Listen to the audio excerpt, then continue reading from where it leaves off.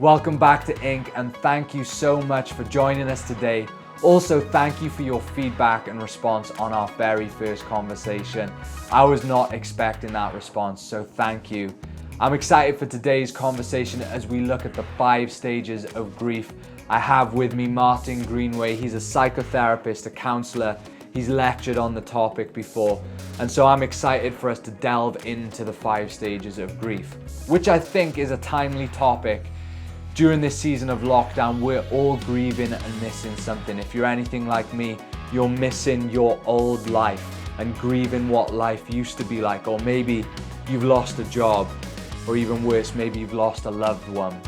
Whatever you're going through right now, I believe that these 5 stages of grief will help you come to terms with what you're going through. So check out the conversation. All right, how's it going? Welcome to today's episode from Inc. We've all had one of those days where you feel like you don't matter. Everything's going wrong and no one is there to listen or relate. But here at Inc., you do matter, and here we can relate. Because for all of us, there's always a something, a one thing, or many things that can really affect the way we think and feel. We hope that today's conversation brings a little bit of hope to your day. And do make sure to stay connected by subscribing to the channel.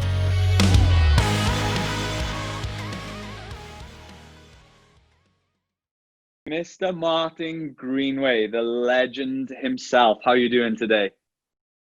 I'm all right, thank you. Yeah, it's a strange one, isn't it? Huh?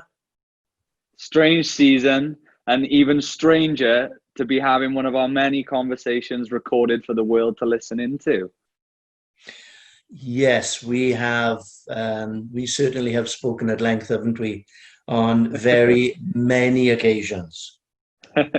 To give a bit of context, Martyn and I met precisely to the day, 28 years ago, actually not quite to the day. Yesterday was my 29th birthday, and Martyn and I met on my first birthday, and we didn't meet again for maybe another 23 years, I think, Mart. Yeah, about that. And I've been working with Martyn on a professional level. He helps us with the band that I play in, and he's my personal mentor and all-round guru for life. So, Mart, it's great to have you with us today. As well as being my mentor, you're also a counselor, you're a psychotherapist, you've had your counseling practice for over 20 years, you've lectured in the field as well. So I'm really excited to have you on today to give a little bit of clarity onto some of these bigger and heavier topics that we discuss here at Inc. And the first one being grief and the grieving process. So should we jump straight in, Mart? Is there anything you want to add off the bat? It's just that grief at the moment, I think it's quite topical, right?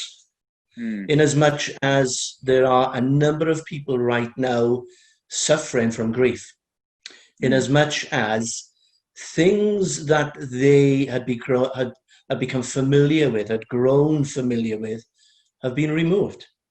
Even if it's just briefly, even if it's just momentarily, nevertheless, it has still been removed. And people are struggling with this. People are, they're finding it difficult to be able to cope and to deal with the changes. So are you saying then that grief isn't just losing someone, but can also be losing something, and actually looking at the topic of grief can really help us all? Yeah, it's not just losing someone. It can be, you can have grief, you can have a great sense of loss from, say, changing a job, or losing a job, from losing a pet, from losing a limb. You know, you think about it, right? The amount of grief that you feel during a period of separation from a loved one, or divorce from a spouse. You know, it's you can also have it, you know, in some cases when you change your car. I know some people that they have a great deep sense of loss and grieving when they change their house or move property. So it's not just death of a person that you can feel grief and loss with.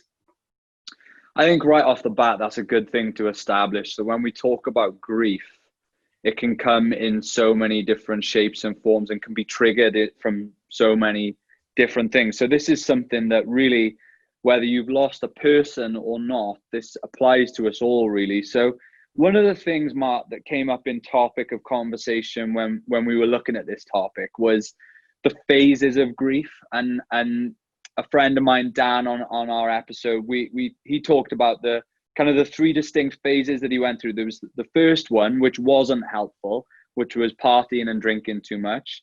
The second one also wasn't helpful. It was isolation. But the third one was reaching out to friends and family for support. That one actually was helpful. So maybe we could just look at real quickly the phases of grief and how maybe we can recognize the negative phases and get through to the positive phases as quickly as possible. Well, the problem with, say, something like drink is that it brings its own issues and it brings its own problems up. All right. The thing is with drink, the whole point of it all is to escape, isn't it? Right. A lot of times that's why people, when they are struggling with something, they turn to alcohol in order to escape their current situation. The problem with that is that it just buries it. It doesn't deal with it. The other thing that is a problem as well is, and it's still the same, is it's burying, is when you don't allow those emotions, those feelings to come out. When you try and pretend that they're not there. When you try and pretend that they're not actually happening. That's not good either, because again, you're just burying. You see, when you bury something, there are two different things. You can either explode or implode. Explode means that we hit out at people, or we hit out at things, or we blame things. But then when we implode, it means we go into ourselves. We become isolated. We refuse to have help. And then we begin to blame ourselves. So I always remember somebody saying to me, what good is talking? How the heck can talking help me?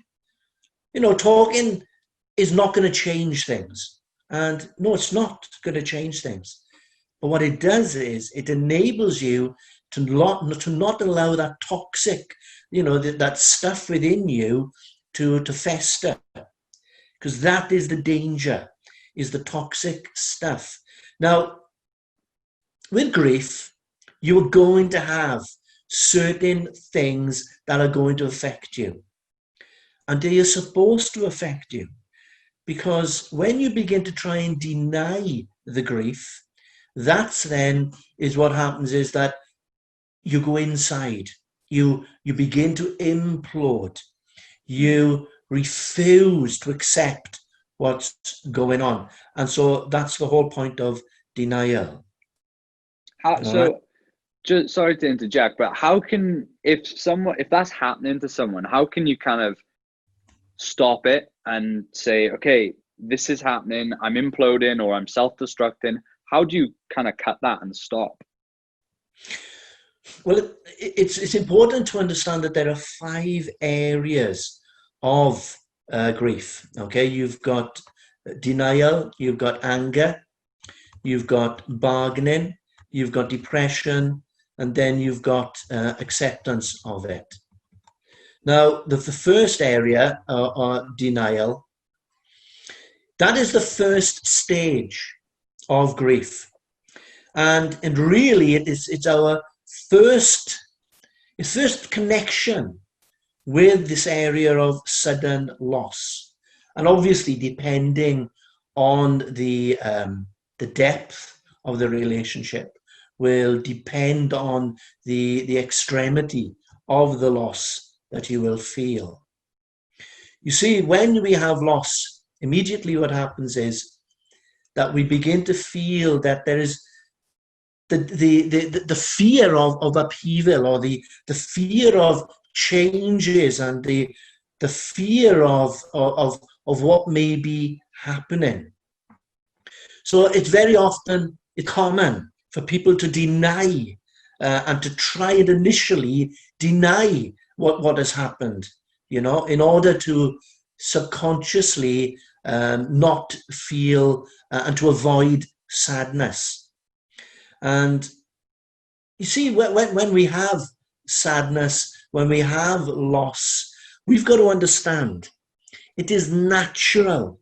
It is natural to feel, for the want of a better phrase, absolutely gutted, right? That's a technical term, by the way. No, it's not. I'm only kidding. But to be absolutely gutted, all right? And it's then that we begin to have this mental struggle. So it's at that point that people often then withdraw from the normal social behavior and become isolated. It's also important to understand that denial in itself has no sort of set time frame, and it may not necessarily be felt by everyone, but it is recognized as the first stage of grief. Do you want me to go on to the others? Yeah. And just a quick comment on that one, because this is perfect. I remember when my grandfather died, and for whatever reason, I just skipped straight through that part of denial. But for me, it was just like a moment. It was like, oh my gosh, like he's gone. Like I couldn't fathom it. It was like not tangible. It was like he's gone. Like this, and then it just kind of quickly moved on. So let's keep going, because this is great. Like I love it. It doesn't have, so the denial doesn't have a time frame. Can happen to, it can come in all shapes and sizes. So let's keep going. I love it. Yes, it can. It can. And I think it is important to recognize that denial is not a river out of Egypt. It is real. All right? Yeah. Let's move on, shall we? Yes. Okay. It never used to work when I used to say that one in class either. So I don't know why I tried it again. I don't know if it was a joke or if it was I was like, I'll just give you a little pity laugh. Someone listening somewhere just got that and is laughing with you, Mark. Don't worry. Maybe they have. I don't know. Maybe I should hold up some cards. Denial! I just got it.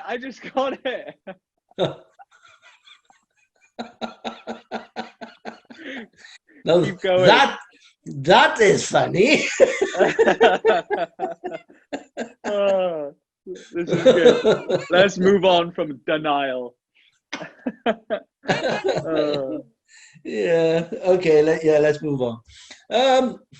Anger. That is the second phase. All right.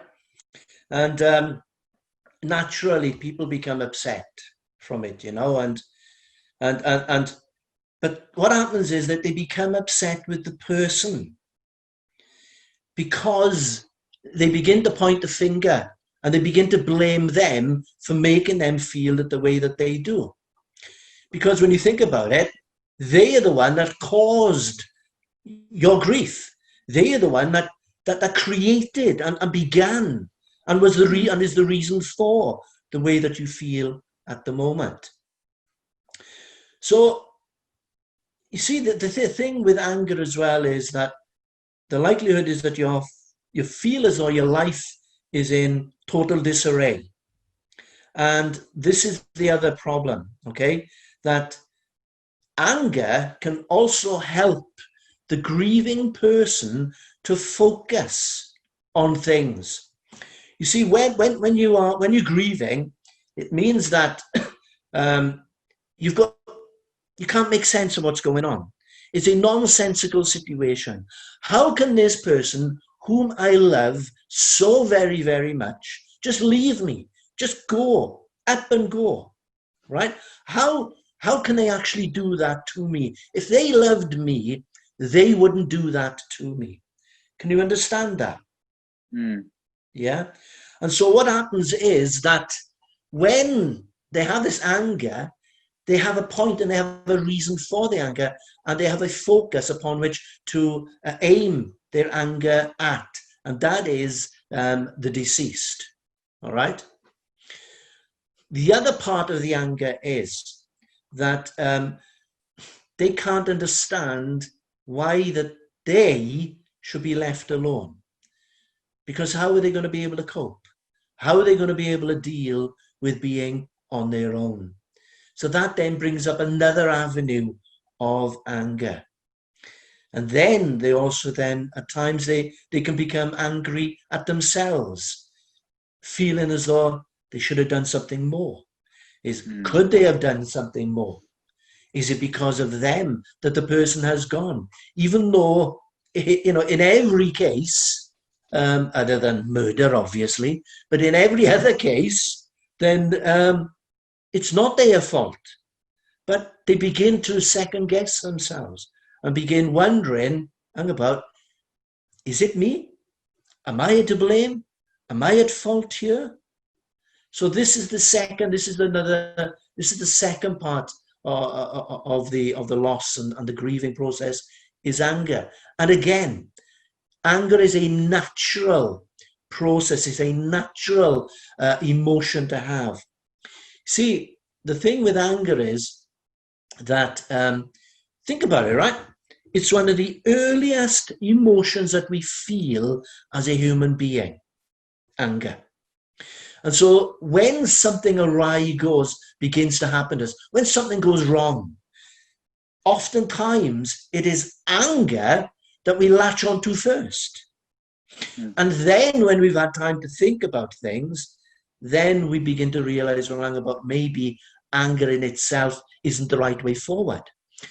But when people begin to feel angry, they begin to feel guilty for being angry, that they shouldn't be angry. And I say, yes, allow yourself to be angry, because anger is a natural emotion. The problem is not anger. The problem is rage. When it begins to fall into rage, that's when it becomes unmanageable. That's when it becomes unnatural, is the rage. Not the anger, the rage. Good. Before we move on to the third one, am I right in saying that these are fluid, as in you can dip in and out of each phase? It's not like a linear thing that you go through phase one, then you go through phase two, and then once you've graduated out of phase two, you're never going to be angry about it again? Or is it something that's kind of fluid? It can happen at any time. The whole thing is, you see, because we're not automatons, we're human, so we can't control. There's no easier to flick of a switch to control our emotions. It's impossible. But that's not what we're talking about. It's recognizing that if we feel this at any given moment in time, then often it's because we then become familiar with it, that we know, hey, I'm not losing my mind, or I'm not abnormal, or I'm not going downhill. It's just a fact that it's just a case of, I'm actually feeling this, and it's okay. It's actually okay to feel it. It's actually normal, for the want of a better phrase, normal to feel this. So you're right, it's not linear. And we may sometimes think that we've got over something, only for it to raise its head again. And we think, how has this happened? Well, it's happened because you're human. That's why it's happened. Yeah, I guess it's like going to the gym. The next day you feel sore, but it's because you've been to the gym. So if you're feeling angry or you're in denial, whatever part of the phases you're going through, it's because something has happened. You are a human, and therefore there's consequences to losing something or someone, and that's natural. It's just like going to the gym. The next day you are going to ache, you're going to be sore. Yeah. Sometimes you're not, sometimes you are, so. But it's also important as well to recognize that the following day that you don't feel so sore. However, when you are feeling sore because of going to the gym, it's a natural process. And you know that if you feel sore and you're aching, it's a good ache. It's a good ache. It's not necessarily something you like, but it's a good ache because it's doing you good. So, and this is the problem, this is what I'm saying about people trying to deny their feelings and emotions. They're trying to suppress things that are natural, trying to come through. Mm. All right. Good. All right. What point are we on? 3 or 4? 3. I think we're on point 3. The third one is bargaining. It's this is when those who are grieving are reaching out to, in our case, God, but in some cases, in where people don't recognize God, where they're reaching out to the universe and hoping that pain will go away, that it'll leave them. So when they have this, I think it's important to understand that when they have this, that is actually very, very normal, and is actually largely a sign that they are beginning to comprehend their situation. The other thing is about the area of bargaining is that they will try and make a deal. All right, they'll try and promise to do something, anything really, as long as the pain goes away. But we can't do that, because the pain, it has a natural progression, and it's not something that we can necessarily do magically to ensure that the pain goes away magically. It's something it's a process that we have to go through, and eventually the pain will go away. In its extremity, it will go away. But sometimes as well, it may also return. But very rarely does it return in its potency, in its level of potency. Because we can't forget, you see.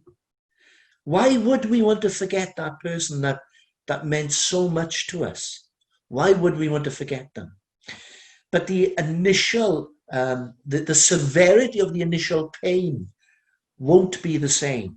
Yes, you'll ache, but it won't be the same. And I think that's important to understand as well.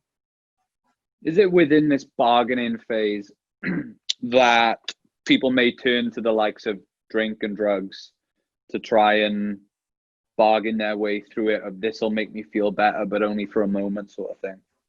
If I'm totally honest with you, I don't think they're actually thinking cognitively at that point. I don't think that they are actually thinking about, if I drink, this will stop. No, I think it's more a case of, if I begin to live a better life, if I maybe put more hours into the day and work, maybe the pain will go away.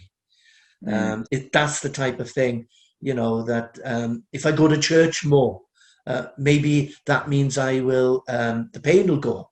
Or if I become a better son or a better daughter or a better father or a better mother, then maybe, or a better brother or sister, then maybe that will help me. Or even if I become a better worker for my boss, maybe I can put all of that then into that.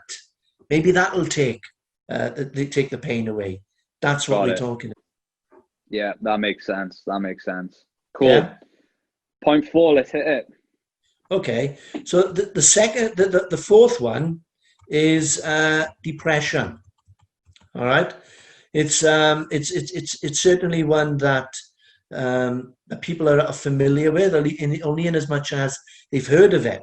Now, don't get this mixed up with clinical depression. It's not the same. It's a natural progress. Depression is a natural progress. Okay, it is it is something that we don't want, but it may very well happen. It's not something that it will definitely happen, but it's certainly something that could happen, and it may even take some time for that to develop. See, we often think that we are depressed when a grief event first occurs, but it's not necessarily that. It's the shock that we feel, and then it's other emotions that we feel before the onset of depression sets in. So the signs of depression due to the grief usually appear when it's a sense of finality is realized. You know, it's when we begin to understand this is it. There is no going back. It's not going to change. That person won't be walking through the door again. You know, oftentimes I talk to people and they say, well, I'm still expecting them to come through the door, you know? That's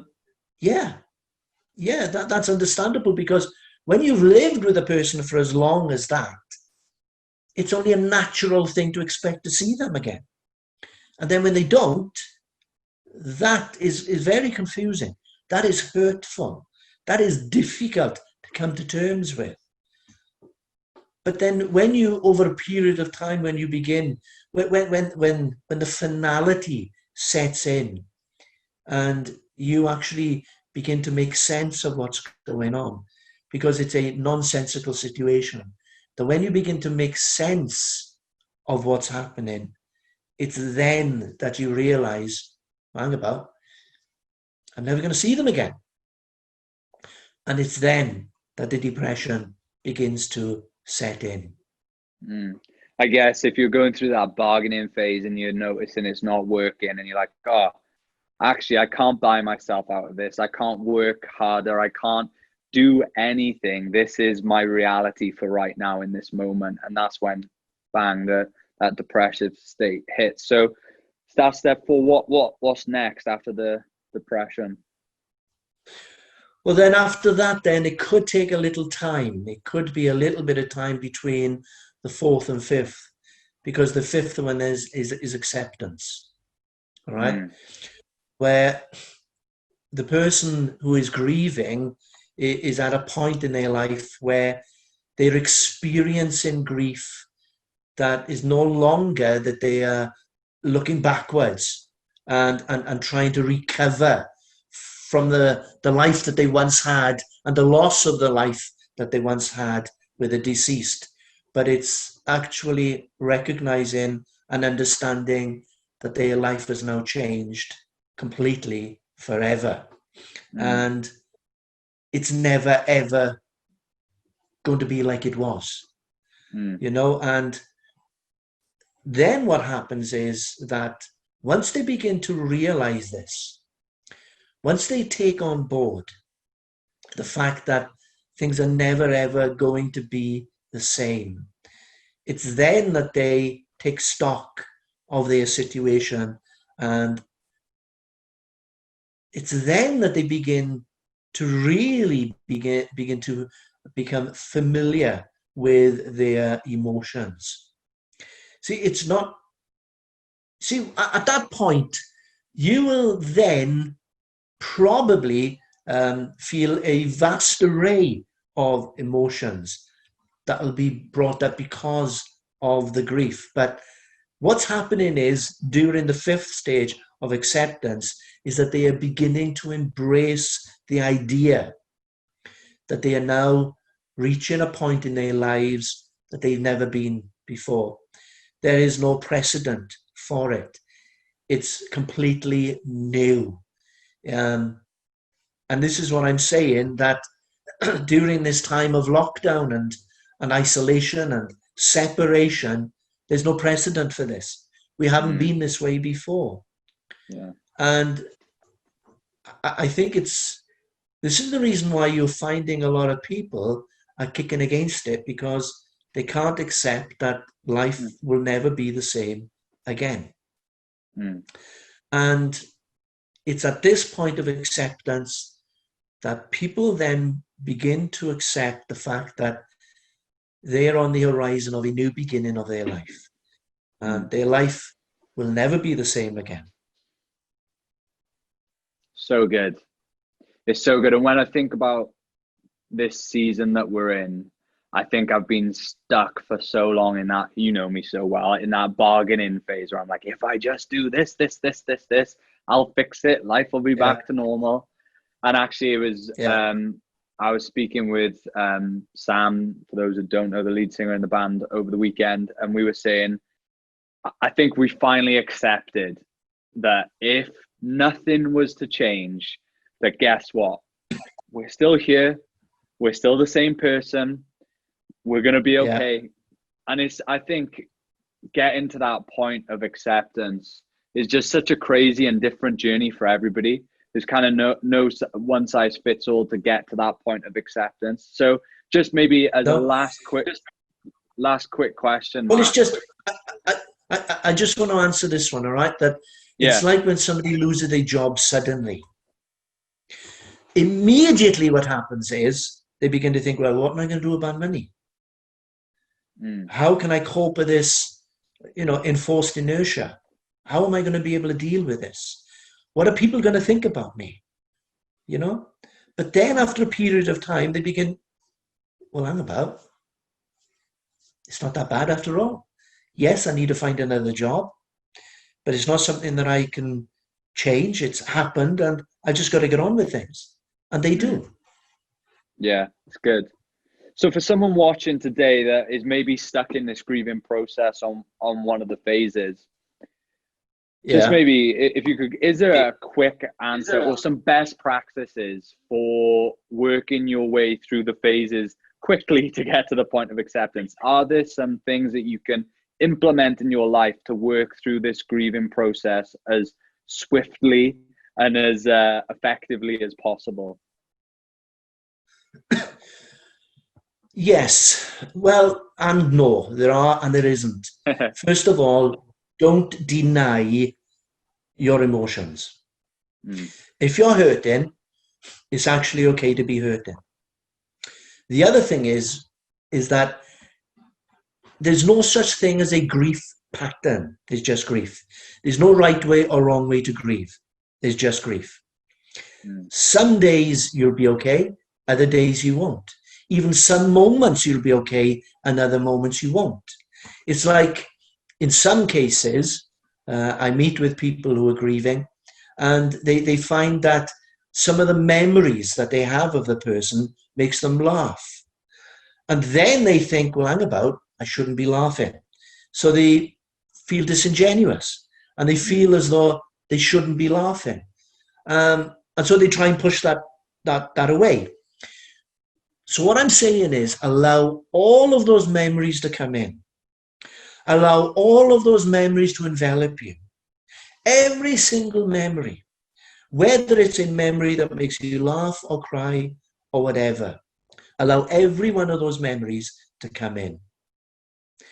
Because that way, you see, it means that person, even when they may not be with you physically, but nevertheless, they will still be with you emotionally. Allow every one of those memories to come in. And if those memories make you laugh, then laugh. If those memories make you cry, then you just cry. But whatever the memory is, allow it to become part of your daily life. Mart, I love it. I absolutely love it. It's real good to have your wisdom and insight on the topic. And I know, because we've already spoken about it, but I'm kind of making the announcement that we will be doing more of these, because I think it's really good and healthy to have the kind of the professional opinion on these conversations that we're having. So thank you so much for your time today. I appreciate it. Okay. The thing that I noticed is, just finishing on this, is this, that when I meet with grieving people, when I officiate at funerals, and when I turn up with many different hats. And when I begin to tell them this, that whatever it is, however they feel at any given moment in time is exactly the right way to feel, it's incredible how you can see them actually beginning to relax and accepting that they're only human. And it's that I want us to leave, I think, with, is the fact that we're only human. We are only human, and accept that. So good. So good. Mr. Martyn Greenway, thank you for your time. It's okay, Matt. That's great. Wish you all the best and have a good one. Look after yourself and keep safe. Cheers, mate.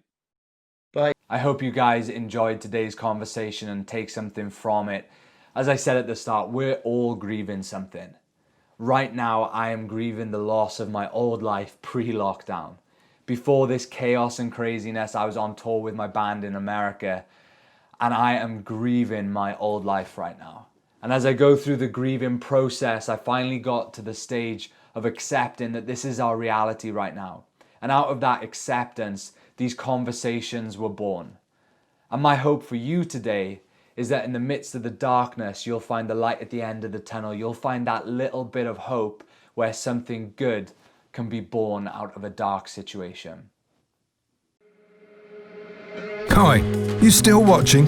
You must have something better to do by now. Seriously though, thanks so much for watching today's episode from Inc. Remember, we all have those days where you feel like you don't matter. Everything's going wrong and no one is there to listen or relate. But here at Inc., you do matter. Remember, here you're included in something. You're part of a community where you are included.